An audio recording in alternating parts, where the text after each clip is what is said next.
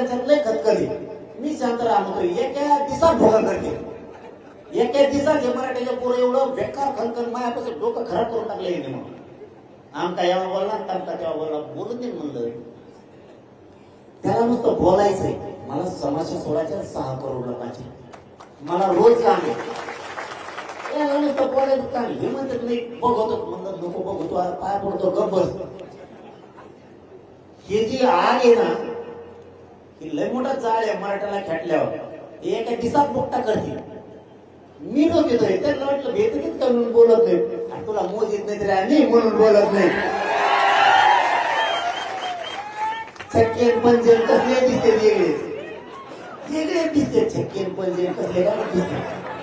आता बाय मी काय करू काय करा म्हणजे आमचं वाकडं.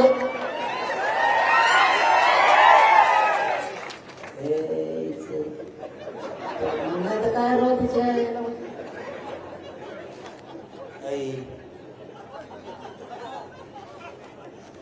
अरे मग काय, अरे मी शेतकऱ्याचं पोरग, मग राग येतो राव तुम्ही खोटं बोलता.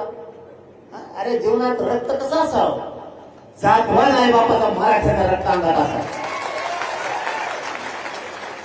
नालायक रक्त खोटं बोलून आरोप करायचे आणि पैसे कमवायचे, त्याचा गू खायचा आणि लेकराला खाऊ घालायचा. काय जिंदगीला अर्थ आहे तुमच्या? मरा, त्याच्यापेक्षा मरा.